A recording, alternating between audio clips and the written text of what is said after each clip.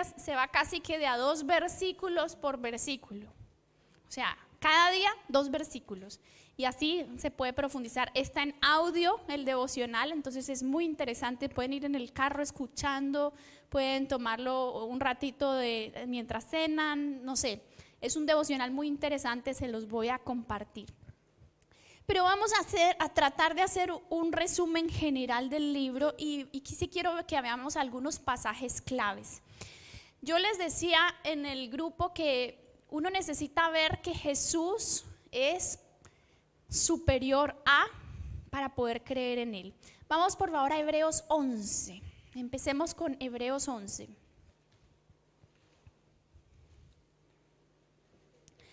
Hebreos 11.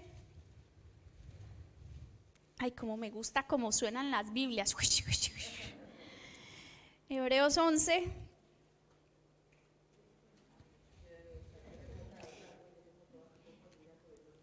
Hebreos 11 es el salón de la fama de los hombres que creyeron en el Señor, pero inicia diciendo ¿qué es la fe? Dice, es pues la fe, la certeza de lo que se espera, la convicción de lo que no se ve. Es decir, aquí nos da una definición de qué es la fe y nos dice que por ella alcanzaron buen testimonio los antiguos. Todas las personas antes de este libro alcanzaron buen testimonio de fe o de que tenían una fe. Y nosotros necesitamos pensar que la fe, si la fe es la certeza de lo que se espera, o sea, estoy seguro de que voy a recibir algo, pues tiene que ser una fe en algo cierto, en algo sólido. Es como, ¿ustedes se acuerdan aquella película de Indiana Jones en donde él tiene que caminar como en el vacío? Y justo era como un tema de fe y él puede caminar en ese vacío porque cree que hay piedras por las que puede caminar. Algo así es la fe. Uno tiene que caminar en ella, pero sabiendo que hay algo que la sostiene, que lo hace sólido en uno. Entonces, cuando hablamos de la fe, necesitamos pensar que la fe o ese llamado a poder creer en el Señor que nos da Hebreos 11, que es como el pasaje culmen de Hebreos, tiene que ser en algo sólido. Y por eso Hebreos del 1 al 10 viene haciendo toda una descripción de por qué podemos llegar a creer en Jesús como ese autor y consumador de la fe. ¿Por qué podemos llegar a creer en Él? Porque Jesús es superior a varias cosas, o mejor que. La palabra que más se utiliza es mejor que. Y vamos a ver, les voy a dar algunos versículos en donde aparece a qué es mejor Jesús. Jesús es mejor que los ángeles, en Hebreos 1, del 5 al 14. Pongan por ahí en su agendita, Hebreos 1, del 5 al 14, Jesús es superior a los ángeles.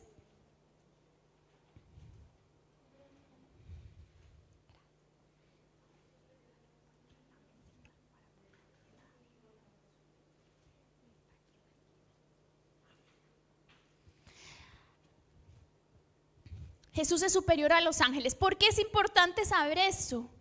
Porque actualmente hay una tendencia a que la gente diga, necesitamos pedirle al ángel de la guarda que cuide a mis hijos. Necesito pedirle a San Gabriel que cuide y me defienda. No necesitas pedirle a los ángeles, gracias, cuando tienes acceso al sumo sacerdote, cuando tienes acceso a Jesús, que es el autor y consumador de la fe. Él es superior a los ángeles. Es decir, cuando sabes que Él es superior a los ángeles, puedes ir directamente a Jesús.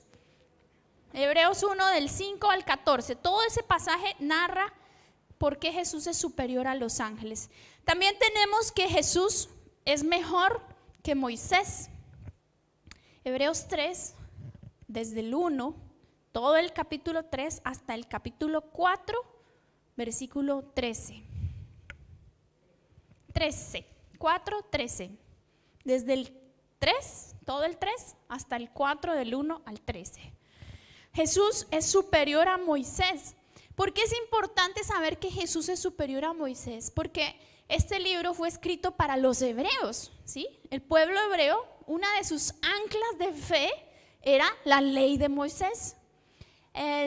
Digamos que el estándar de vida, las normas de vida, era la ley de Moisés. Y entender que Jesús es superior a Moisés es para nosotros también importante, porque viene a revelarnos la importancia de la gracia de Dios, que amplía nuestro corazón, que nos desafía a algo más. Y por eso uno va a ver que en el capítulo 3, más bien al final y empezando el capítulo 4, se habla de entrar en el reposo. Este pasaje habla de la importancia de entrar en el reposo de Dios. ¿Y a qué se refiere este reposo? Dice ahí, vamos un ratito a Hebreos 3.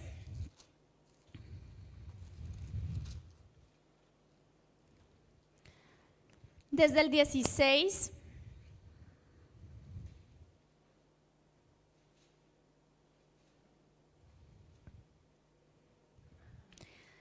Desde el 16 dice: ¿quiénes fueron los que habiendo oído le provocaron? ¿No fueron todos los que salieron de Egipto por mano de Moisés? ¿Y con quiénes estuvo él disgustado 40 años? ¿No fue con los que pecaron, cuyos cuerpos cayeron en el desierto? ¿Y a quienes juró que no entrarían en su reposo, sino a aquellos que desobedecieron? Y vemos que no pudieron entrar a causa ¿de qué? De su incredulidad. Bueno, aquí nos narra dos cosas importantes. Una es que hay un reposo de Dios. ¿A qué se refiere este reposo? No se refiere a, digamos, el momento en que estemos en el cielo, porque los que salieron del desierto, los que salieron de Egipto, en el éxodo de Moisés, recuerdan la historia de Moisés, sale del desierto, sale de Egipto huyendo de Faraón, salen de la esclavitud. Todos ellos salen y tenían que ir a lo que se llamaba el reposo de Dios, que era la tierra de Canaán. Pero dice que ellos no llegaron a la tierra de Canaán, ellos van muriendo en el desierto. Pero esos que se murieron, lo más probable es que sí fueron al cielo. ¿Sí? Eran personas que habían creído a Dios, conocían a Dios, pero no le creyeron a las promesas de Dios, a los desafíos que Dios les había dicho que iba a hacer con ellos. A eso se refiere. El reposo de Dios es un estado en el cual no todo creyente llega. A veces uno puede ser un creyente que cree en Jesús, sabe que Él lo va a salvar, sabe que cuando mueras te vas a ir al cielo, pero no le estás creyendo a las promesas diarias de Dios. Y entonces no experimentas el reposo de Dios. No experimentas la paz de Dios, no experimentas el profundo reposo que el Señor da. Después todo el capítulo 4 habla un poquito más sobre este reposo y lo amplía. Pero es importante, hijas de Dios, que nosotras trabajemos en creerle a Dios. Por ejemplo, a veces yo conocí a un señor que tuvo una situación no me acuerdo si, bueno, tuvo una caída en su matrimonio muy fuerte. Él conocía al Señor y en esa caída en su matrimonio él dejó de asistir a la iglesia, dejó de buscar a Dios, dejó de hacer todo para el Señor. Y pasó 25 años de ese tiempo, y cuando yo lo conocí, estaba en ese 25º año, siendo restaurado, o dejándose restaurar, diría yo. Y él decía, yo tuve que pedir, en el momento que caí todo, le pedí perdón a Dios. Y yo experimenté, después de una disciplina de Dios, que es lo que habla Hebreos 12, después de una disciplina de Dios, yo experimenté el perdón de Dios y experimenté el proceso de sanidad de Dios, pero yo no me perdoné y seguí por 25 años como vagando en el desierto, no asimilé las promesas de Dios. Y hoy, 25 años después, el Señor me hizo un llamado de atención y me dijo, ahora tienes que pedirme perdón, no por lo que pasó hace 25 años, sino por todo lo que dejaste de hacer por mí en 25 años. Porque a veces nosotros no asimilamos el perdón de Dios, nos quedamos como deambulando en el desierto y dando vueltas, y el Señor te dijo A y tú dijiste B, y no asimilas las promesas de Dios. Lo que dice ahí, dice, ellos no pudieron entrar en el reposo a causa de la incredulidad. Y este es uno de los llamados que nos hace Hebreos. Es una de las advertencias. Hebreos hace varias advertencias. A ver, son 1, 2, 5 advertencias. 5 advertencias he encontrado que hace Hebreos. Una de ellas es la incredulidad. Ojo con la incredulidad. No nos podemos dar el lujo de no creerle a Dios. Dios a veces dice cosas que son difíciles de creer. No lo voy a negar. Uno dice, sí, ¿en serio, Señor? ¿Cómo así? Yo pienso que es por aquí y tú me estás diciendo que es por aquí.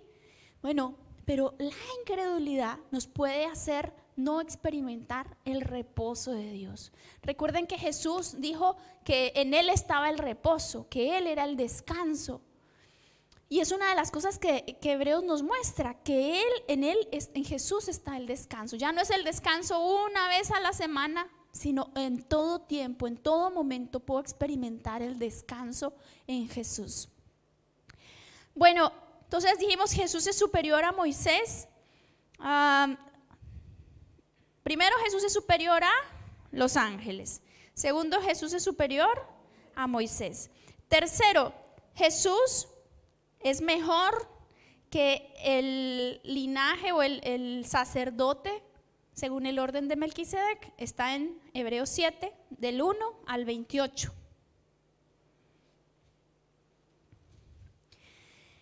Melquisedec es un personaje muy peculiar. Cuando Israel no era una nación, todavía no existía, solo había Dios llamado a Abraham. No había normas, no había nada, había un hombre nada más al cual Dios llamó, Abraham. Dice que Abraham quiso entregar los diezmos, y los diezmos pues se entregaban a alguien que él consideraba que le ministraba espiritualmente, se le entregaban los diezmos. O sea, no había una ley hasta ese momento, pero se le entregaban a alguien que él considerara mejor que. Y Abraham se encuentra con este sumo sacerdote que se llamaba Melquisedec. Es un personaje extraño, porque se habla poco de él en la Biblia, se habla en el Antiguo Testamento y después otra vez en Hebreos. Pero aquí se nos dice que él es superior al sacerdocio según el orden de Melquisedec. Pareciera ser que Melquisedec es el mismo Jesús que apareció a Abraham en el Antiguo Testamento. Recuerden que Jesús es el ayer, el ahora y el siempre, ¿cierto? Él está en todo momento, en todo lugar. Entonces, al parecer, pareciera ser que era el mismo Jesús. Pero lo que quiere decir aquí es que este sumo sacerdote extraño que apareció y Abraham le reconoce como autoridad, era alguien importante para el pueblo de Israel, y aquí quiere responder que aún Jesús es superior a ese sacerdocio. Ni siquiera está ligado a las normas legales del sacerdocio, sino que es superior, mucho superior al sacerdocio según el orden de Melquisedec. Bueno, también Jesús es superior al sumo sacerdote en el templo. Es un templo mejor, celestial. Recuerdan que el templo primero inició siendo un tabernáculo movible y después se construyó con David o con Salomón más bien un templo físico, una casa en la cual adorar a Dios. Pero Jesús es la personificación de la presencia de Dios. Por eso cuando yo leo sobre la vida de Jesús y veo en la Biblia la vida de Jesús, tengo que pensar, no es que es cualquier profeta, un profeta buena onda, un gran maestro. No, Él es el mejor de los templos, el mejor de los lugares. El mejor templo está en Hebreos 8 del 1 al 5. Hebreos 8 del 1 al 5. ¿Por qué es esto importante? Porque al ser el mejor de los templos, es el lugar de refugio que yo puedo buscar. Yo no sé si les he contado esta anécdota, pero cuando yo estaba de amiga con mi esposo, es que con mi actual esposo, bueno, con mi esposo, cuando éramos amigos y nosotros como por un año fuimos amigos sin decirnos que nos gustábamos, nada, no nos decíamos nada, éramos amigos nomás. Y me acuerdo que él casi siempre, bien metódico, me llamaba los jueves. Todos los jueves él me llamaba. Y yo sabía que ya me iba a llamar los jueves. Y recuerdo tanto que cuando iba haciendo la hora que yo sabía que más o menos él me llamaba, yo me iba poniendo nerviosa, ansiosa, emocionada, inquieta. Y recuerdo tanto que hubo un jueves que no me llamó.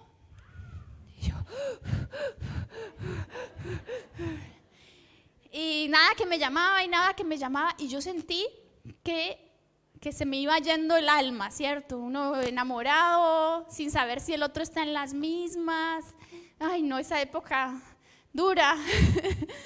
y recuerdo que yo me fui y dije, voy a apagar el celular y me voy a ir a orar porque no me aguanto y esta sensación me va a consumir si sigo así. Y apagué el celular como un acto de fe, así como que muero a mi Isaac y lo pongo ahí y me pongo a orar. Y me recuerdo que cómo sería el nivel de ansiedad y de emoción que yo tenía, que tuve que orar como 1 hora así seguida hasta que me calmé, hasta que mi alma se aquietó. Y recuerdo que cuando se aquietó mi alma, yo sentí que el Señor fue verdadero refugio para mí, verdadero descanso. O sea que yo, en verdad, si me llamaba bien, pero si no me llamaba, estaba bien también. Sentí tanta paz, sentí verdadero, o sea que Él era ese templo al cual yo podía verdaderamente acudir, verdaderamente descansar en Él.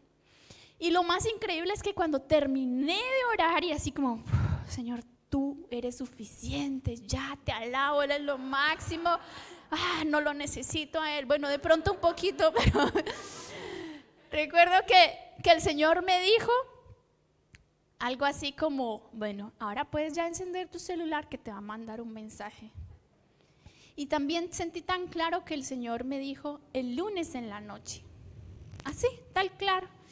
Y entonces yo encendí el celular y entró un mensaje de Él inmediatamente. Claro, había sido durante ese tiempo y entró el mensaje de Él que saludando, que estaba viendo pacientes, que estaba la clínica muy pesada, entonces que hablábamos después. Pues ese después no llegó, pero yo ya sabía que no iba a llegar porque el Señor se había anticipado, me había dicho, ya había estado en su presencia, Él había calmado mi alma y me había dado palabra sobre la cual yo podía caminar con seguridad. Bueno, imagínense qué pasó el lunes en la tarde. Otra vez yo estaba ahí, porque es que nos cuesta, ¿verdad? Creímos el jueves, pero ya el lunes se nos acabó la fe. Y tenemos que volver a ir a orar y volver a interceder y volver a estar con el Señor. Porque así es la vida con el Señor. Así es la vida con el Señor. Entonces, Él es ese lugar al que puedes, ese templo al cual puedes acudir, ¿sí? Ese lugar al cual puedes encontrar refugio. Y por eso cuando decimos que el Señor es como el lugar de refugio, es real, es que puedes ir a orar y te va a tomar un tiempo, tal vez dependiendo de qué tan agitada esté tu alma, te va a tomar un tiempo aquietar tu alma, pero es un lugar de refugio real. No nos lo estamos inventando, Él se lo inventó, es mejor que el refugio que había antes. Imagínense si solo pudiéramos ir como en la época antigua al templo. Imagínense, en pandemia hubiéramos quedado destrozadas todas, ¿verdad? Porque no podíamos recurrir en casa. Y ahora tú puedes ir en tu casa, doblar tus rodillas o en tu cama, si no te duermes o te levantas y alabas un ratito, pero a veces necesitamos encontrar en Él ese refugio que verdaderamente trae descanso a nuestra alma. Bueno, también el pacto de Dios es mejor, el pacto de Él es mejor. Hebreos 8 del 6 al 13 nos refleja esto.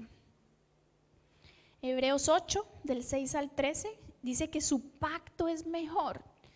El pacto antiguo había sido dado, pero lo que Jesús vino a decir es que su pacto es mucho mejor. Entonces, yo necesito, como me decía alguien, a veces las prédicas suena como que todo es perfecto y me hace sentir más imperfecta. Se denota como la ley y lo que yo debo hacer y no estoy haciendo. ¿O quién ha sentido, por ejemplo, con el viaje, cuando Cami manda lo que hizo en el día y no sé qué, y quién siente, ¡ay! La cuchillada, yo no he hecho nada, voy atrasada, no como no hice ese cuadrito, mira cómo lo hace de bonito. ¿Quién ha sentido así un poquito a veces? Bueno, a veces cuando la ley nos muestra, digamos, lo que deberíamos estar haciendo, y miren que pusimos una ley bajita, un capítulo al día, es una ley bajita, ¿no? ¿Quiénes decían, no, yo sí leo la Biblia todos los días? Y con este proceso nos hemos dado cuenta de que, entonces yo cuánto estaba leyendo, medio versículo. O sea, también es una manera de mostrarnos lo que la ley nos muestra, lo que todavía no estamos haciendo. Ahora, si fuéramos por ley, este salón estaría vacío, ¿cierto? No pueden entrar las que no estén todas al día. Bueno, entonces este salón estaría muy vacío, ¿cierto? Que se levanten ahorita las que no están al día y dicen, bueno, quedamos vacíos. Por ahí se están escondiendo. Bueno, pero la gracia nos dice, no, vamos chica, vamos, no faltes, no te desanimes, ánimo, vamos.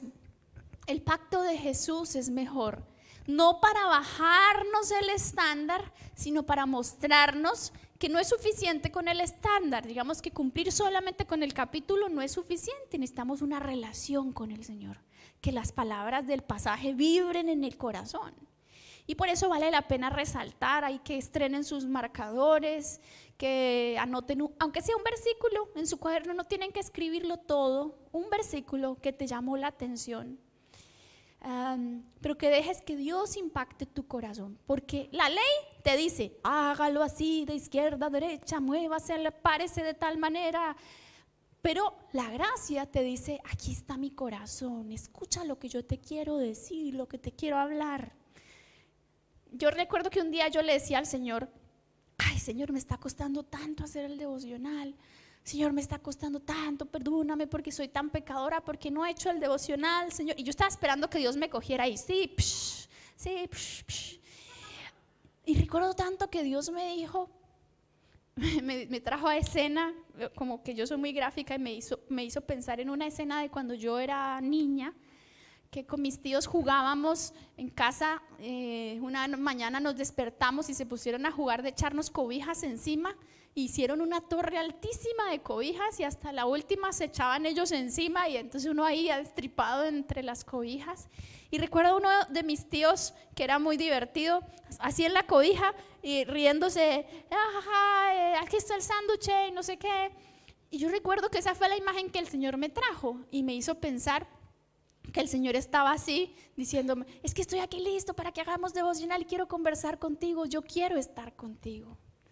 O sea, Él en vez de cogerme a latigazos, el Señor quiere estar con nosotras, quiere tener esos tiempos con nosotras, quiere estar, su pacto es mejor.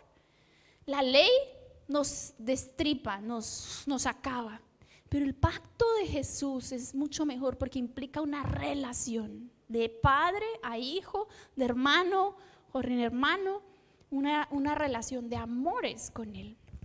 Por eso no la podemos despreciar ni siquiera por la ley. Tengo que, si tienes que, sería buenísimo que lo hiciéramos una vez, por lo menos un capítulo al día, pero lo más importante es que no pierdas tu relación con el Señor, ni siquiera por hacer el viaje. Bueno, también su sacrificio fue mejor. Hebreos 9, del 1, todo el 9, hasta el capítulo 10, del 1 al 18. Hebreos 9, todo el 9 y al capítulo 10 del 1 al 18 dice que su sacrificio fue mejor. Su sacrificio fue mejor. Todos los sacrificios anteriores eran insuficientes. Nada lograba cubrir nuestra maldad, nuestro pecado, pero el sacrificio del Señor Jesús fue muchísimo mejor. Bueno, y ahora vamos a ver rápidamente les voy a dar los pasajes de las advertencias que les dije. 5 advertencias nos da el libro de Hebreos. Antes de que pasemos a las advertencias, quiero cerrar lo de que Jesús es mejor, que miren todas las anteriores, es porque Él es mejor para que coloques en Él tu fe. Si tú sabes que Él es mejor que todas esas cosas anteriores y otras más que encontró Cami por ahí en esa lista que mandamos, si sabes que Él es mejor que todo eso, no te va a costar tanto poner tu fe en Él. Ahora, yo quisiera que, como esto fuera a los hebreos, para ellos era muy importante el pacto, la ley de Moisés, los sacrificios, pero a veces para nosotros no lo es tanto. Entonces yo quiero que pensemos por mesa. ¿Qué cosas normalmente nos calman? Para los hebreos era el pacto, eran los sacrificios, pero yo quiero que pensemos por mesa qué cosas nos calman cuando estamos con miedo, con ansiedad, con nervios, con emoción. ¿Qué cosas te calman? Voy a dar un ejemplo. Por ejemplo, Pinterest o las redes sociales. Muchas veces nos calman. Hagan una lista, ¿sí? ¿Ya agarraron la idea? ¿Qué cosas nos calman? No tienen que ser buenas o malas. Pongan las buenas y las malas, ¿sí? Para que veamos cómo Jesús es superior a esas cosas. Listo, 2 minutitos ahí para que veamos.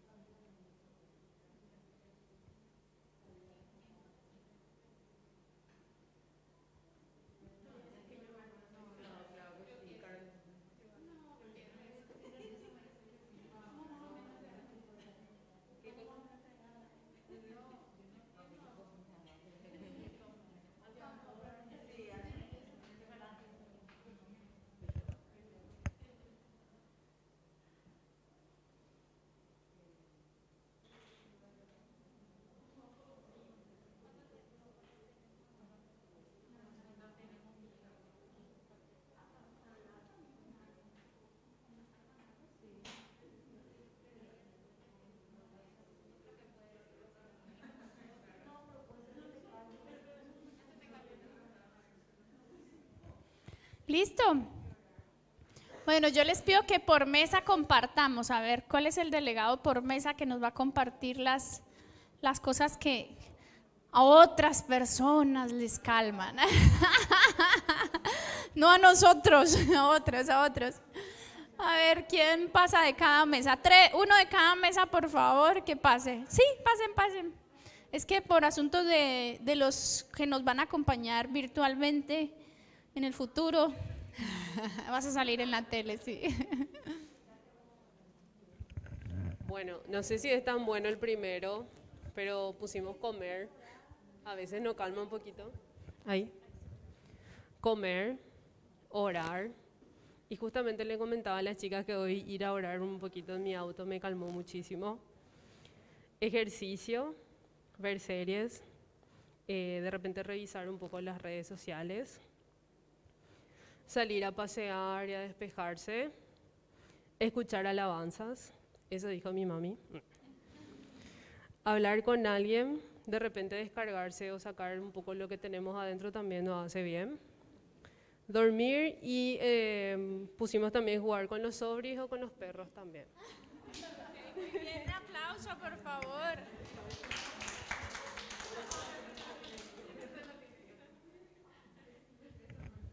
Igualito lo que dijo la compañera. Nosotros pusimos también oración, televisión, alabanzas, mirar las redes, comida, hacer ejercicio, hablar con alguien y algo que creo que no pusieron las compañeras, llorar. Llorar. Es cierto, gracias. Otro aplauso, otro aplauso. Otro aplauso a las lloronas. Bueno, el primero es orar, cantarle al Señor, que eso sí es muy personal, como en la parte de la alabanza, llorar también lo pusimos, ejercicio, estar en las redes, llamar a nuestras familias o nuestros amigos, cocinar y salir de paseo a comer. Muy bien, un aplauso a las comilonas. Bueno, se dan cuenta que todas utilizamos diferentes herramientas para calmarnos, para tranquilizarnos, para santificarnos, para volver a nuestra cordura. Ahora yo quiero animarlas a que creo que muchas de las cosas que dijeron son válidas, son lícitas, son buenas, pero quiero animarlas a que hagan después una lista de cómo Jesús es superior a comer, superior a hablar con alguien, superior a las redes sociales, superior a la tele, superior a cada una de esas cosas. Y aquellas cosas que más fácil te sea ver a Jesús superior, empieza a notar. Ay, mira que sí, ¿verdad? Que sí, Jesús me calma más que esta película. ¿Verdad que Jesús sí me calma más que dar una vuelta a la manzana? No son cosas malas, pero si doy la vuelta a la manzana con Jesús, me voy a calmar por el ejercicio, pero también me voy a calmar desde adentro.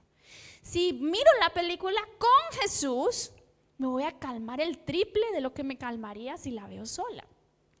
Si me decido a comer con Jesús, me voy a calmar muchísimo más, porque no solo el placercito que produce la comida, sino la llenura interna que produce el Espíritu de Dios.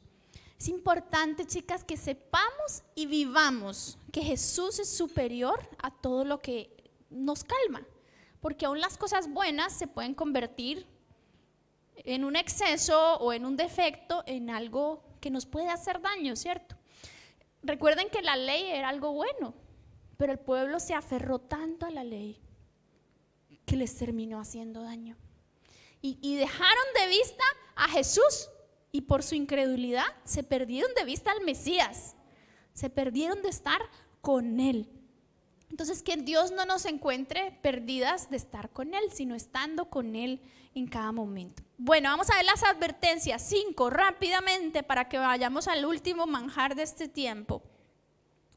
La primera advertencia es contra la flojera espiritual.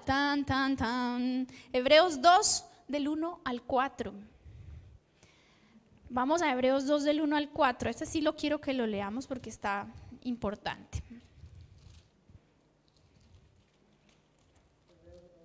Hebreos 2, del 1 al 4.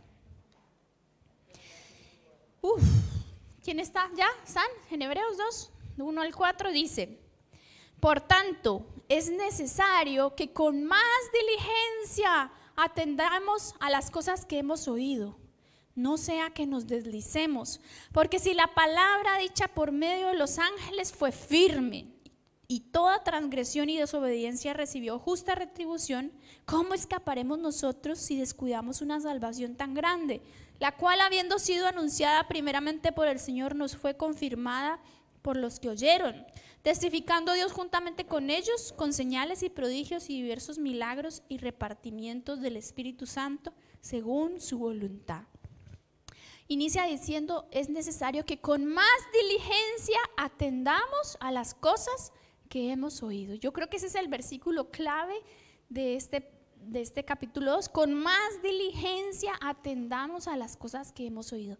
¿Cuál era tu diligencia de hace 3 meses, de hace un mes o del año pasado en tu estudio o lectura de la Biblia? Bueno, aquí nos amonesta o nos hace la advertencia de la flojera espiritual. A veces uno como que se va conformando con la reunión del domingo y eso, ahora desde casa, en el sofá, con los pies en el colchoncito, con un desayuno, acostado, y me voy durmiendo en las alabanzas. Vieron que ya ni hacemos alabanzas parados, o sea, estamos enfrente del computador y ya ni siquiera nos paramos en las alabanzas. Uno se siente como raro ahí solo, pero pues nadie te está viendo y uno se siente raro, es muy peculiar. O sea, nos debería dar más pena en público y estando solos nos sentimos más raros si no lo hacemos. Bueno, tenemos que tener cuidado de la flojera espiritual. Cuando sientas que estás muy acomodado espiritualmente, pellízcate, súbete un poquito el nivel, movilízate, que haya un grado, digo yo, de desafío en la búsqueda del Señor. El Señor a veces es como que le gusta jugar un poco al escondite. Y uno de mis pasajes favoritos es un salmo, dice que gloria de Dios es encubrir un secreto, pero honra de reyes es escudriñarlo. O sea, la gloria de Dios es como que le gusta esconder algunos secretos de Él, ¿sí? Le gusta el tesoro escondido. Y honra de reyes es escudriñarlo. O sea, cuando tú escudriñas la Biblia, estudias, profundizas, lees, meditas, buscas, Dios te va a revelar cosas, te va a mostrar cosas. Y es una honra de rey recibir esas revelaciones. Bueno, segundo desafío o advertencia contra la incredulidad. Ese ya lo habíamos mencionado en Hebreos 3, del 7 hasta el 19. Hebreos 3, del 7 hasta el 19. Recuerden que es el desafío que el Señor les dice, que no caigamos en incredulidad. Tenemos que creerle al Señor. Y yo les quiero hacer esta pregunta y anótenla por favor en su cuaderno. ¿Qué me ha estado diciendo el Señor que le crea? ¿Qué o en qué área de mi vida me ha estado diciendo el Señor que le crea? El Señor no quiere que seamos incrédulos, quiere que le creamos a Él, porque al creerle a Él vemos una bendición súper especial y vemos la gloria de Dios. Al final el pueblo de Israel se perdió de experimentar el reposo en la tierra de Canaán por no creerle a Dios. Solamente Josué y Caleb pudieron entrar en ese reposo. Bueno, las últimas 3 advertencias increíbles son con lo mismo. Entonces las voy a decir juntas. Hebreos 5, del 11 al 5, desde el 11 hasta el 6:8. Hebreos 5, 11 hasta el 6:8. 5:11, capítulo 5, versículo 11, haz todo al final hasta el capítulo 6, versículo 8. La segunda, Hebreos 10, del 26 al 31. Es que esas son 3 que son de lo mismo, ya les voy a decir de qué son.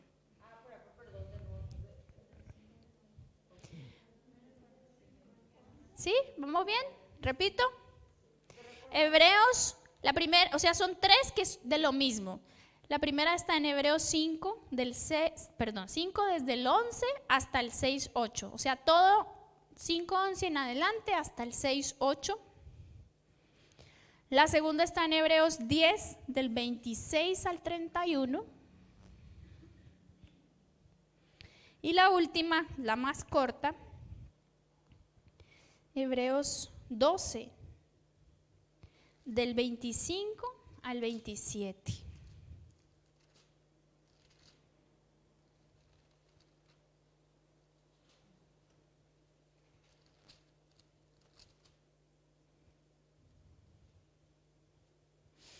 Hebreos 12, del 25 al 27. Estas 3 hablan sobre la advertencia contra la apostasía. La advertencia contra la apostasía. Y quiero leerles la definición oficial de apostasía. Es la renuncia que hace una persona de sus creencias religiosas o políticas y el abandono de su religión o del partido político al que pertenece. El abandono del estado sacerdotal por parte de un sacerdote o de la vida religiosa por parte de un religioso profeso. No es casualidad que hayan 3 advertencias contra dejar al Señor. Es que nuestro corazón tiende a dejar al Señor. La apostasía es negar al Señor, alejarnos de Él y darle la espalda a Él. ¿Por qué puede uno apostatar? Miren, yo conocí al Señor, yo crecí en una familia cristiana y de pastores, entonces he estado en la iglesia desde hace 37 años, entonces he visto muchas personas que se han alejado del Señor, muchas, muchísimas. ¿Por qué razones? Desde cosas graves, digamos, difíciles de sobrellevar. Una persona que su hija la secuestraron y su hija era muy involucrada en el Señor. Le traducía a mi mamá los materiales del inglés al español. Era muy involucrada en la iglesia, la secuestraron y nunca apareció. ¿Cómo no te...? Es fácil pensar, es muy difícil pensar que eso no te aleje del Señor. Esa persona se alejó por muchos años. Yo creo que está volviendo, pero por muchos años se alejó del Señor. Esa mamá. Pero he visto también gente irse porque la compañera de al lado en la iglesia me miró feo y por eso apostataron del Señor. O sea, razones para alejarnos del Señor. Les puedo hacer una lista. Pero lo que dice el Señor aquí 3 veces es: no lo hagas. Ojo, pilas, no se vayan, no se alejen, no se desvíen, manténganse ahí. Y cuando tú te vas involucrando con el Señor, no dejes de involucrarte. Porque cuando uno echa atrás un poquito, ya no voy a participar de esto y de esto otro, y uno se va enfriando. Como que cuando ya has probado un poquito más del Señor, necesitas seguir probando del Señor. No te puedes echar un poco más atrás porque entonces se nos enfría el corazón. Bueno, otro pasaje que para mí es clave en Hebreos es Hebreos 12. ¿A quién le gustó Hebreos 12? La disciplina del Señor. Hebreos 12 habla de la disciplina del Señor. Está en el versículo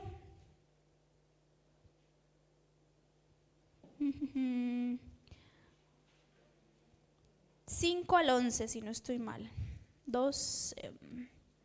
Desde el 3. Hebreos 12, desde el versículo 3. Este pasaje es insignia para hablar de la disciplina de Dios. Hay momentos en los que Dios tiene que disciplinarnos. ¿Qué dicen ustedes? Silencio.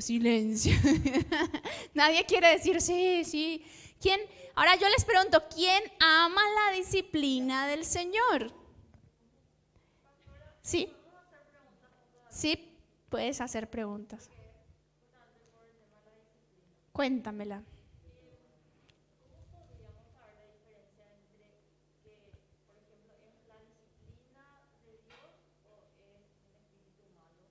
Uh-huh.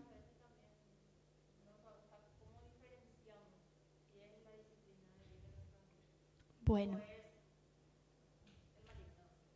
Sí. ¿Cómo sabemos la diferencia entre si algo malo que me está pasando o alguna situación que estoy viviendo es una disciplina de Dios o es un ataque del enemigo o es una consecuencia del pecado de alguien? ¿Sí? Bueno, es una excelente pregunta. Yo pienso que lo primero que uno tiene que hacer es un autoexamen y la Biblia nos llama mucho a meditar en nuestros caminos, ¿sí? Cuando nosotros meditamos en nuestros caminos, el salmista decía: examíname, oh Dios, y ve si hay en mí camino de perversidad y guíame por el camino eterno. Es decir, tenemos que autoexaminarnos y revisar, bueno, Señor, estoy fallando en esto, revisar como que todas las áreas de mi vida, a ver si yo he abierto alguna puerta, si he bajado la guardia en alguna área, si he dejado de buscar al Señor en tal área. Si yo me hice un examen y saqué 100, que es difícil que saquemos 100 siempre, pero si hice un examen y saqué 100, bueno, podemos ir y preguntarle al Señor, Señor, ¿qué me quieres enseñar a través de esto?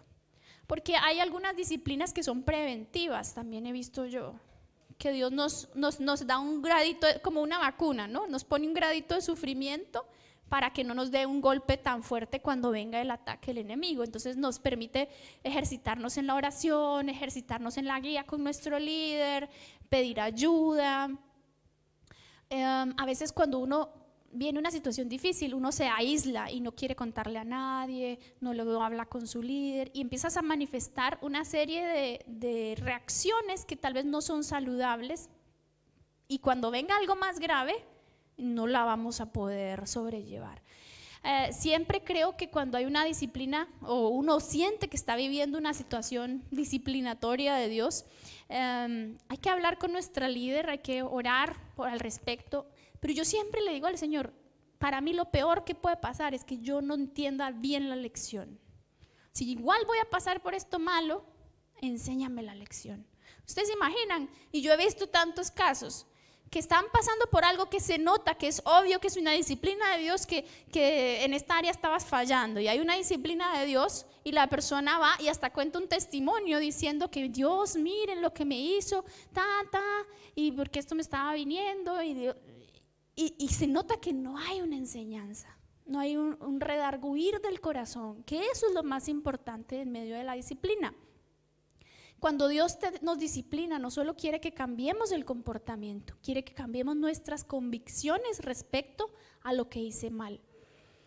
Creo que cuando uno tiene una vivencia de la disciplina de Dios, ni siquiera a veces es necesario como que hayan grandes tragedias, o no sé, no siempre viene como algo así. A veces sí es simplemente entender el dolor que le generé a Dios. Mi esposo decía que, creo que Fabricio contó en estos días una definición de arrepentimiento. Es que a veces la gente, el arrepentimiento tiene que ver verdaderamente con entender que lastimé a Dios, que le hice un daño a Dios, que digamos que generé un malestar en Él. El remordimiento tiene que ver conmigo, yo me siento mal. El arrepentimiento tiene que ver con entender que yo lastimé al Señor, que yo lastimé a esa persona, que yo me lastimé a mí mismo, no solo como ese malestar que a veces sentimos, sino con entender que lastimamos a Dios. Cuando yo era niña, yo creo que les he contado, me dio como una época que me dio por mentir, y entonces mentía, y de ahí para cubrir esa mentira una más grande, y así es la mentira, ¿no? Te va haciendo cada vez más. Y recuerdo que yo ya no sabía distinguir la realidad de la mentira. O sea, es que ese es el problema de la mentira, te confundes a ti mismo. Y me acuerdo que mi mamá se dio cuenta, gracias a Dios, me llamó: hija, ¿qué pasa? Yo me he dado cuenta de esto aquí, veo que aquí mentiste. Y ella me dijo una cosa, ella no me estaba ni llamando la atención, o sea, no me estaba hablando duro, pero me dijo una cosa, me dijo: y a Dios le duelen tus mentiras.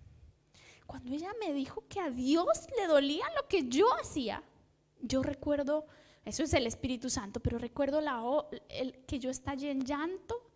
Y yo no podía parar de llorar y llorar y llorar, y la sensación de vergüenza con el Señor y de dolor que me generaba haberle generado un dolor al Señor. A veces, para que eso llegue a ocurrirnos, tenemos que ir a la presencia de Dios mucho tiempo, hasta que digamos, porque el pecado te va cegando, te va haciendo pensar, esto no es tan malo, no, y te vas justificando.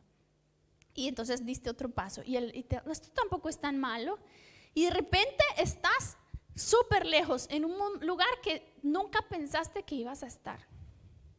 Y ahí ya te resbalaste y te fuiste al precipicio, y vienen cosas mucho peores. Ahora, Dios es tan lindo que Él va esperando. No es que tú das un paso y ¡bah!, viene la disciplina, ¿no?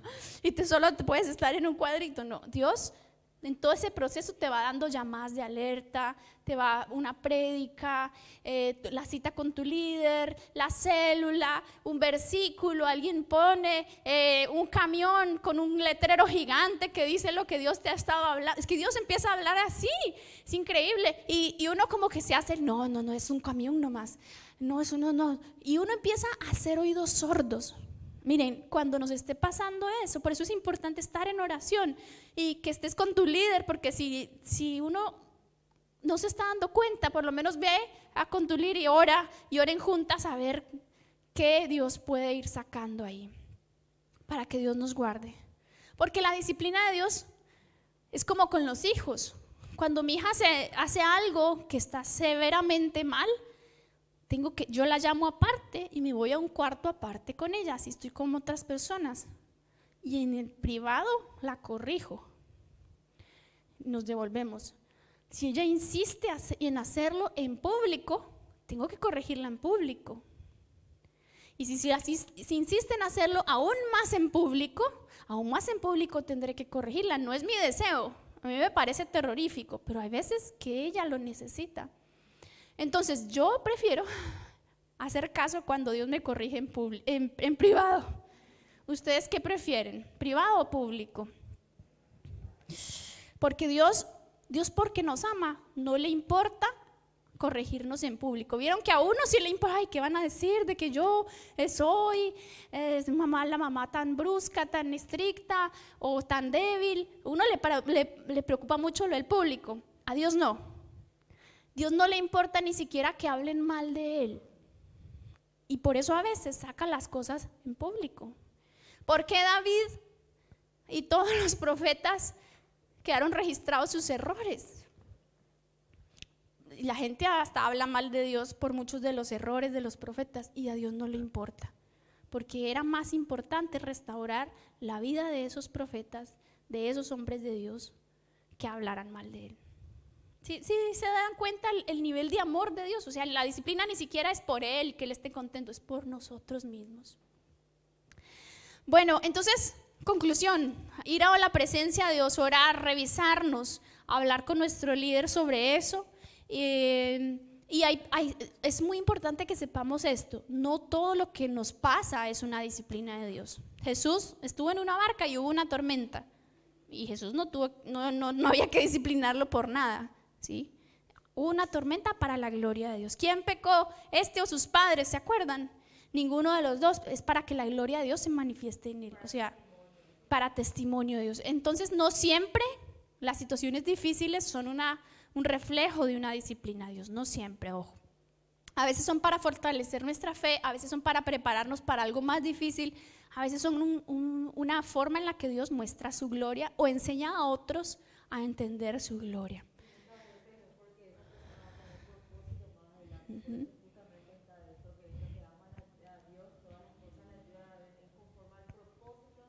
Uh-huh. Así es.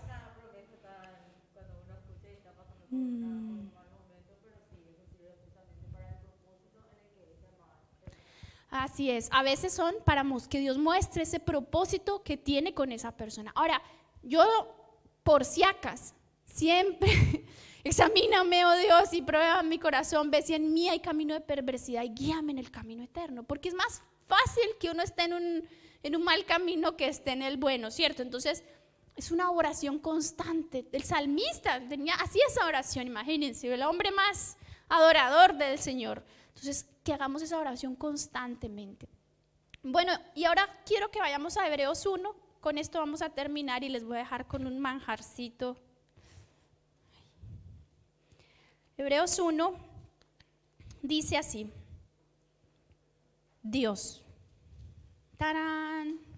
Así inicia Hebreos, Dios. ¿Sí? ¿Sí ven? Primera palabra del libro de Hebreos, Dios.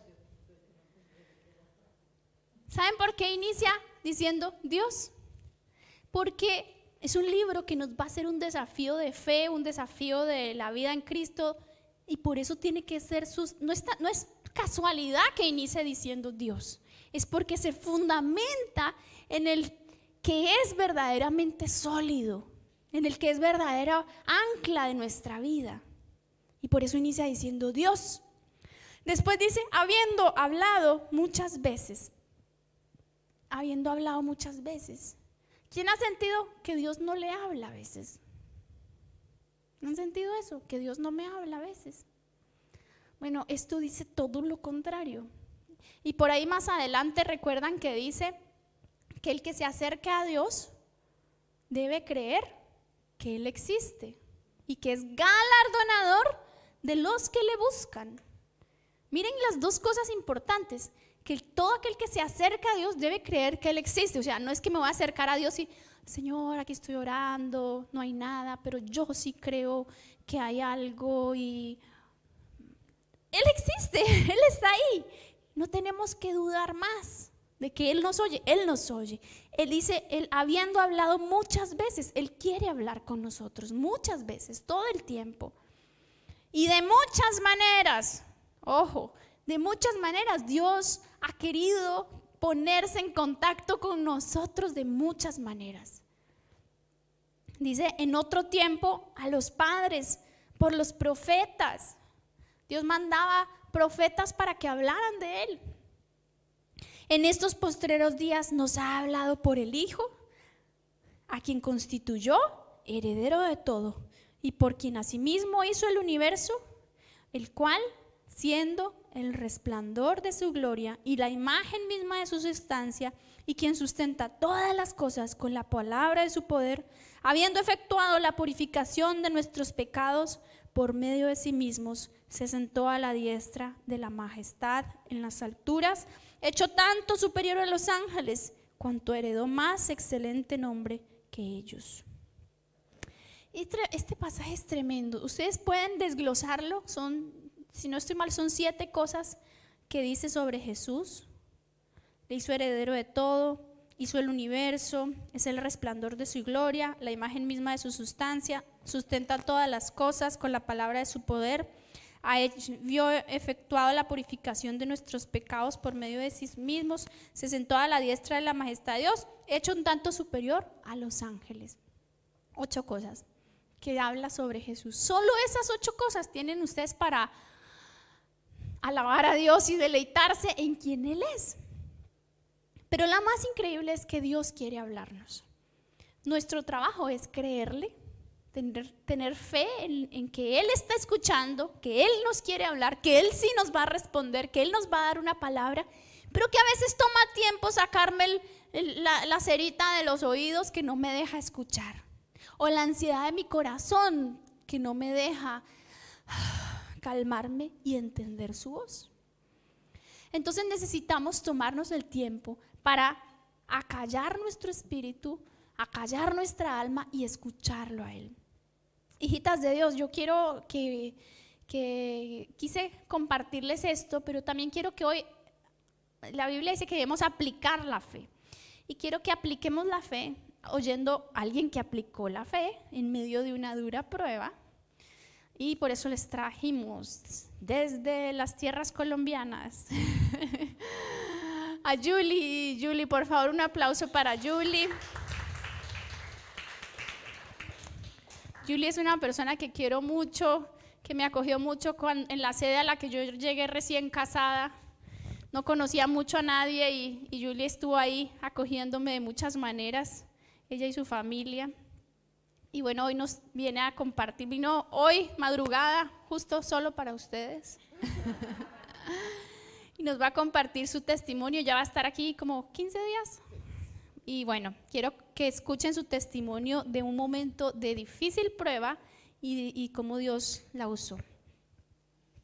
Bueno, buenas noches, como Caroli les dijo, mi nombre es Julie Mosquera, casada con 2 hijos mellizos, niño y niña, ya hombre y mujer.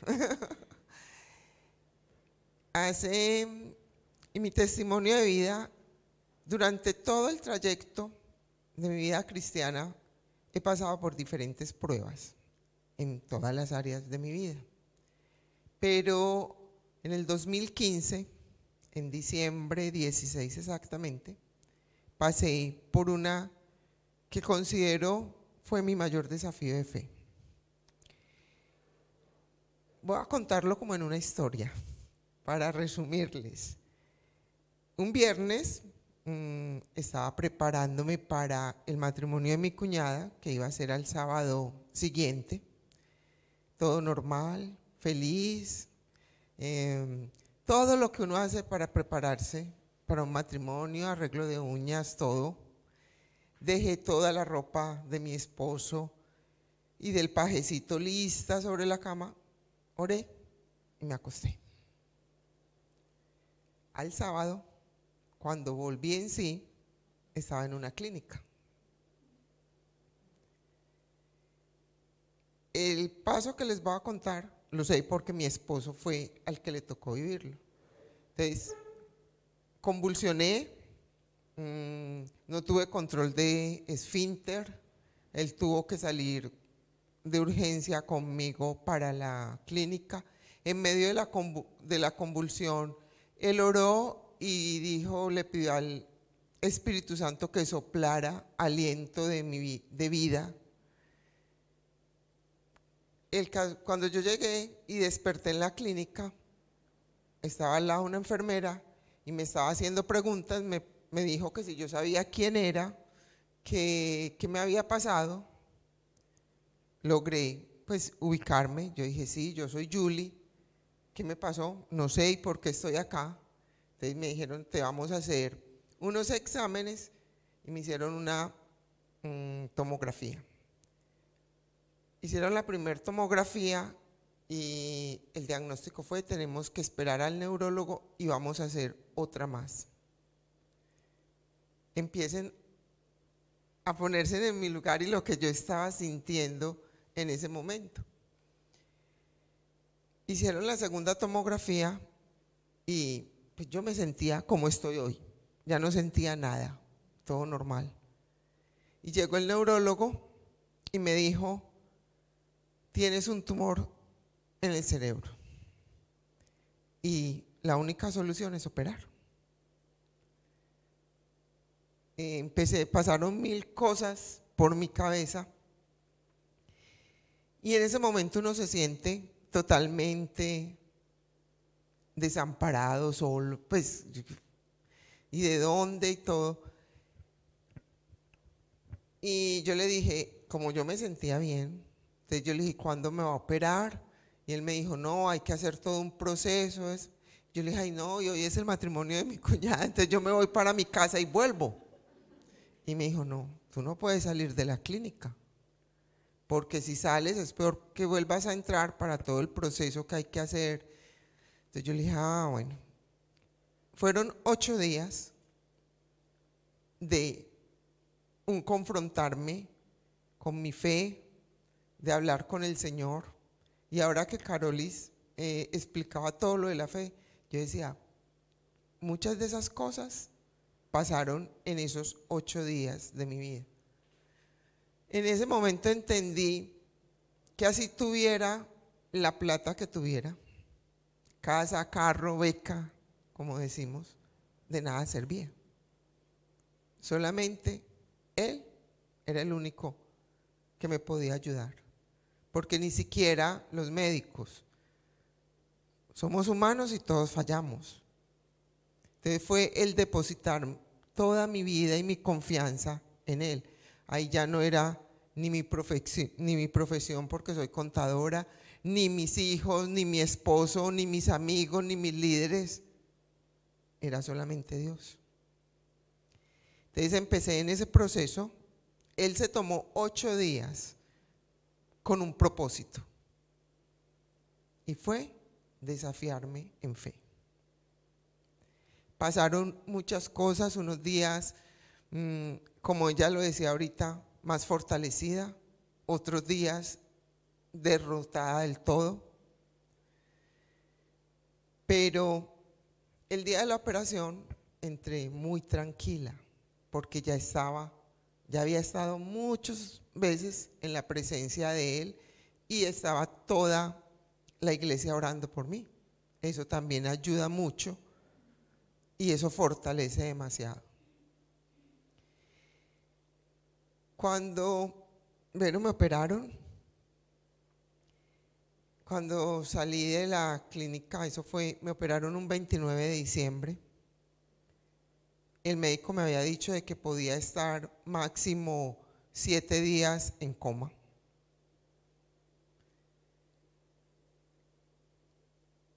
Cuando ya volví, solamente estuve un día y empezó el milagro. Solamente estuve un día. Y esa noche anterior a la operación me desperté. Es una canción, no sé si ustedes la han escuchado, pero un pedacito de la canción dice: yo sé que estás aquí y mi milagro recibiré. Con mi fe te alcanzaré y mi milagro recibiré. Estaba en ese momento con mi hijo, que había acabado de llegar de Estados Unidos y lo dejaron entrar en la madrugada a la clínica para que pudiera estar conmigo. Y yo le dije: Daniel, está sonando una canción. Yo pensé que él la había colocado en el celular. Y él me decía: ¿canción, mamá? Y yo le decía: sí, yo la estoy escuchando. Y me dice: ¿qué dice? Y yo le dije: solo escucho este pedacito, y eso se repetía. Bueno, entonces ya le oramos. Y él me dijo: no, yo no he puesto nada. Eso no sé. Entonces yo le dije: búscala en internet a ver si esa canción existe. Obviamente la encontró. Entonces la escuchamos todo, oramos, y yo recibí ya una paz y una tranquilidad. Yo dije: bueno, voy en las manos de Dios. Y me despedí de todos, de mi esposo, de mis hijos, de todo. Yo dije: confiada en el Señor. Entré a la operación. El médico había dicho que la operación podía durar de 1 a 6 de la tarde. Terminó a las 11 de la noche. Ya estaban pues todos afuera. Mi hija me cuenta que cuando el doctor salió, ella dijo: mi mamá se murió, de lo mal que lo vio salir a él, y ella lo había visto antes. Era un hombre, pues uno daba mucha paz.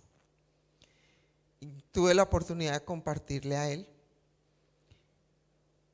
Cuando él salió, les dijo a ellos que podían pasar a verme. Ella es médico, entonces ella me dijo: no, seguro está muy mal, se va a morir, y por eso nos dejó pasar a verla a cuidados intensivos, que no dejan entrar. Ella me cuenta que cuando salió el intensivista le dijo todo como yo iba a quedar. Ella va a quedar con hemiparencia del lado derecho, no hay nada que hacer, falta ver si el tumor es maligno, entonces prepárense para todo lo que viene. Yo no me daba cuenta de nada de eso porque yo estaba inconsciente. El primer milagro, como les dije ahorita, comenzó cuando solamente estuve un día inconsciente, y cuando volví, el intensivista me miraba, no lo podía creer. A los 2 días me logré parar de la cama y caminar, pues muy, muy débil, pero caminar. Él apenas me miraba. Yo no sabía todavía lo que le había dicho a mi hija, porque no me contaban, obviamente, para no causarme susto. Después, en ese proceso, fue un desafío tremendo de fe, porque cuando me fui a lavar los dientes, yo no era capaz de hacer, pues de llevarme el cepillo a la boca. Entonces ahí sí yo pregunté: ¿qué pasa? Que no puedo hacer esos movimientos. Cuando me contaron el diagnóstico, que iba a quedar con hemiparencia del lado derecho. Señoras, eso fue tremendo, pero mi fe se desarrolló. Y lo que ahorita les enseñaban a ustedes, por encima de Él no hay nada, solamente Él. Y Él lo puede todo. Y eso declaré. Yo le decía: Señor, eres tú, y tú eres el médico de médicos, y tú me creaste a mí, y si me diste vida, porque yo ya estaba consciente, yo le dije: si me permitiste pasar por esto y me devolviste nuevamente mi vida, es porque un propósito tienes. Y así, yo creo que yo no te voy a servir como instrumento para muchas cosas. Entonces empecé a orar y a creer de que ese diagnóstico médico se iba a ir al piso, porque Jesús era quien me iba a sanar. El diagnóstico que estaba, bueno, pasaron los 15 días en que llevaron el tumor al laboratorio, dieron el resultado negativo. Comencé a hacer cositas, pues todos los días iba evolucionando más y más y más, pero yo no había intentado escribir, no había tenido la necesidad.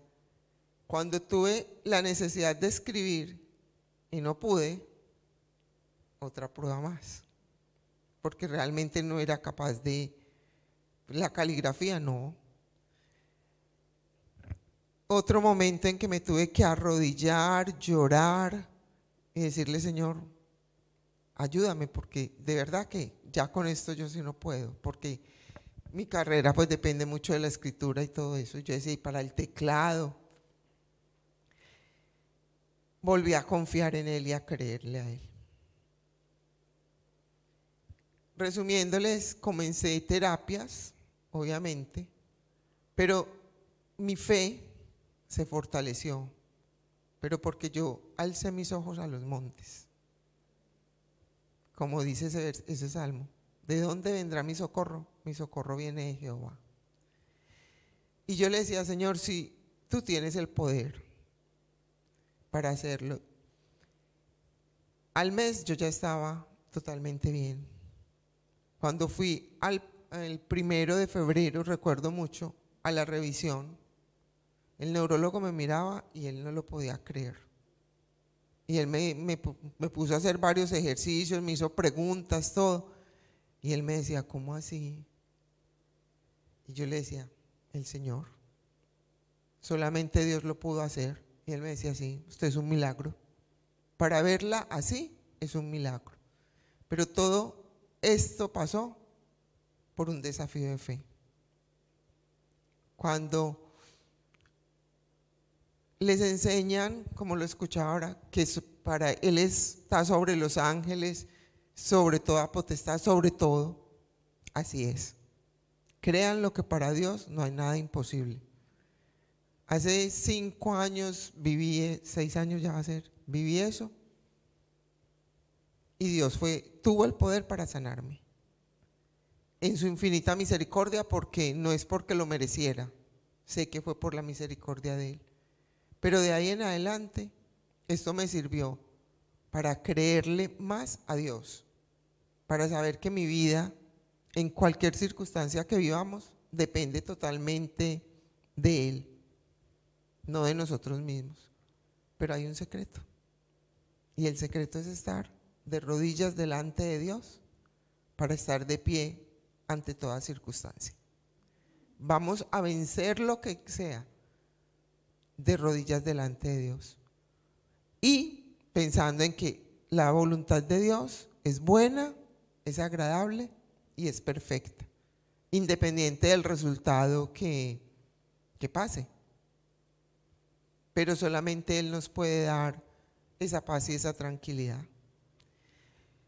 Hay unas imágenes que yo les quiero mostrar para que ustedes vean la magnitud de la operación. Yo tengo la cicatriz de lado a lado. Cuando yo me toco así mi cabeza, porque aquí se siente, recuerdo lo que Dios hizo. El médico me decía que la operación se había ido tan larga porque cuando él abrió, el cerebro emergió. Entonces, para él volver a colocarlo y todo, eso fue el día que desperté. Ese es mi hijo. Ese fue el día que desperté en cuidados intensivos. Y ahí un mes después, ahí estoy con mi esposo, estábamos celebrando mi cumpleaños. Un mes después, miren la cara, normal. Entonces, hay que creer. Y el libro de Hebreos nos motiva a eso, a que nuestra fe todos los días aumente, en las pequeñas cositas como en las grandes. Ese es mi testimonio de sanidad, de fe, y así mi vida ha seguido en desafíos de fe. Y ahí vamos, y yo sé que me van a tocar muchos más, pero también sé que todos los voy a pasar de la mano de Él. Y todos los días le pido que no me deje apartarme de Él, porque Él no nos suelta, así como Carolina lo decía ahora, somos nosotros los que nos alejamos de Él. Y Él nos da el libre albedrío, es nuestra decisión, si estamos pegaditas de Él todos los días o nos soltamos porque nos dejamos enredar en los afanes de la vida. Cuando uno está en esas circunstancias, uno entiende que no hay nada más poderoso que Dios, que nada de las cosas materiales valen la pena, que hay que disfrutarlas, sí, pero no pueden ser lo que ocupe el primer lugar en nuestra vida. Esa es mi historia y las motivo a que le crean a Dios. Me alegra mucho saber que esta noche el Señor me recibió con este regalo de poder testificar de Él y de lo grande que es, porque no lo teníamos preparado. Yo vengo de vacaciones. No me imaginé que iba a estar aquí contándoles esto cuando ahorita Carolina me dice, es que Julie, ¿me quieres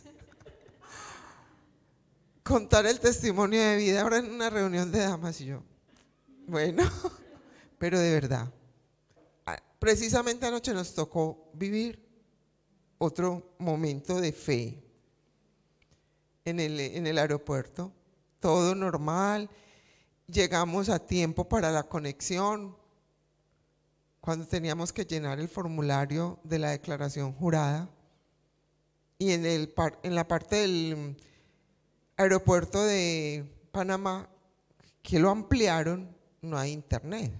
Entonces el funcionario de Copa nos dijo, no, se tienen que ir hasta la Terminal 1, que allá sí hay conexión, allá llenan su formulario y regresan. Cuando regresamos, el vuelo ya había salido. Y nos dice la niña, no, ya no hay vuelos hasta mañana a las 3 de la tarde. Yo le dije, Señor, bueno, estamos en tus manos y tú tienes el control de todo esto. Muéstranos alguna solución.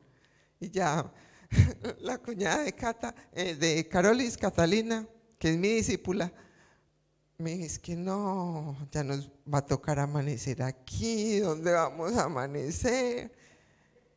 Y yo apenas decía, no, esto no va a pasar, alguna solución tiene que haber. Y yo le dije, no, Cata, venga, oremos, pidámosle al Señor que nos ayude. Oramos, solamente le dijimos, bueno, Señor, aceptamos tu voluntad, sea lo que sea, toma el control de esto. Y seguimos caminando. Cuando de pronto yo volteo y miro una de las pantallas y veo Asunción 9:10 de la noche. Y le dije, Cata, ahí dice Asunción 9:10 de la noche. Y ella, sí, eso dice ahí. Yo le dije, entonces vamos, que si hay un vuelo más tarde. Y nos fuimos para la recepción de Copa.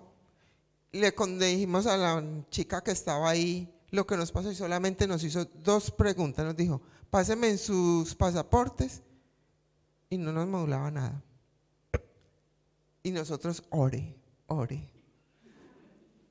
Páseme la prueba de COVID. Le pasamos la prueba de COVID y ella, nada que hablar. Ay, entonces ustedes se quedaron porque no alcanzaron a llenar la declaración jurada. Y yo le dije, sí.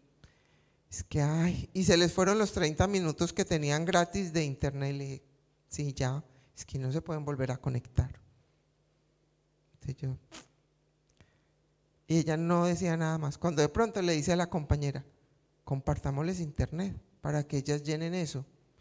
Entonces cuando ella dijo, compartamos internet, entonces yo le dije, ¿y cuándo viajamos? Y dice, ahorita, en el de las 9 pueden irse. Pero nosotros pensamos que nos iba a decir que hoy. Pero otro milagro que el Señor hizo. Cuando uno deposita toda su confianza en Él, Él obra. En esas pequeñeces, Él obra. Entonces todo esto para la gloria y honra de Dios. Bueno, a mí una de las cosas que me encanta del Señor es que Él está ahí para todo, para lo grande y wow, como sanar un tumor en la cabeza, increíble. Pero para lo pequeño también y tal vez superfluo como un viaje y que te reserven un vuelo, Él está ahí para todo lo que necesitemos. Es cuestión de que lo involucremos. Oramos. Yo les pido que de esas advertencias que hace Hebreos, ustedes puedan revisarlas y ver cuál de pronto te está haciendo el Señor. ¿Qué advertencia te está haciendo Dios? ¿Flojera espiritual, incredulidad o apostasía? Y puedas ahí hablar con Dios y ponerte a cuentas con Él y decirle que quieras retomar esa área de tu vida que de pronto está ahí haciendo estragos en tu corazón y que no queremos eso más. Señor, hoy venimos delante de ti a decirte que creemos que tú existes, que tú eres real y eres galardonador de los que te buscan, Señor. Das premios a los que te buscan. Prometes revelaciones, tesoros. Y el mayor tesoro que es estar contigo, que es conocerte más, disfrutarte más, Señor. Aun si no nos dieras nada, Señor, simplemente estar contigo ya llenaría todas las áreas de nuestro corazón, Señor. Pero hoy queremos confesar que creemos que cuando oramos tú nos escuchas, tú estás ahí atento. Hoy renunciamos a decir que Dios no me está escuchando. Ya no más deambular en ese pensamiento en el nombre de Jesús. Es una mentira del diablo, no la creas más. Dios sí te está escuchando. Dios desde hace mucho tiempo y por medio de muchas formas decidió hablarnos. Por medio de los profetas, de muchas maneras. A veces en sueños, en visiones, en palabras, de muchas formas Dios ha intentado hablarnos. Después se reveló por medio de su Hijo.